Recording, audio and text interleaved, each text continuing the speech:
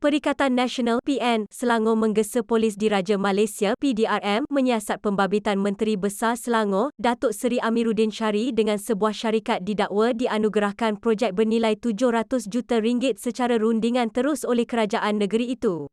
Gesaan siasatan itu dijalankan selepas tular di media sosial semalam mendakwa Amiruddin menyalahguna kuasa dan konflik berkepentingan dengan menggunakan kedudukannya sebagai Menteri Besar bagi menganugerahkan projek terbabit kepada syarikat berkenaan.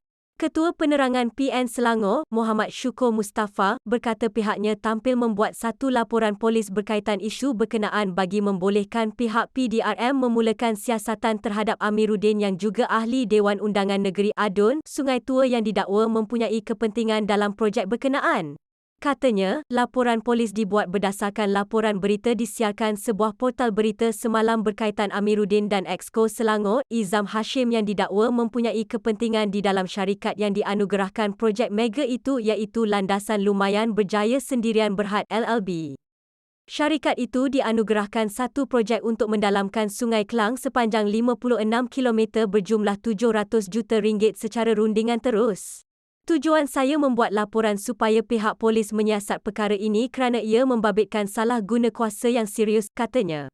Beliau berkata demikian pada sidang media selepas membuat laporan polis di Balai Polis Kinrara, di sini, hari ini. Katanya, laporan berita diterbitkan portal berita itu adalah berdasarkan pendedahan dibuat Setiausaha Agung Parti Hijau Malaysia, Abdul Razak Ismail setelah menyemak maklumat dengan Suruhanjaya Syarikat Malaysia SSM. Abdul Razak mendakwa Amiruddin dan Izam yang juga Exco Infrastruktur dan Pertanian Selangor disenaraikan sebagai pengarah syarikat terbabit bersama 4 lagi individu. Sementara itu, Ketua Polis Daerah Serdang, Asisten Komisioner AA An Balagan ketika dihubungi, mengesahkan menerima laporan berkenaan. Semalam, Abdul Razak menerusi laporan portal berita dipetik berkata syarikat LLB dianugerahkan projek Gerbang Maritim Selangor yang membabitkan pembersihan sungai dan pembangunan Sungai Klang sepanjang 56 km dari Mid Valley City di Kuala Lumpur ke Pelabuhan Klang yang dikatakan menelan belanja RM700 juta.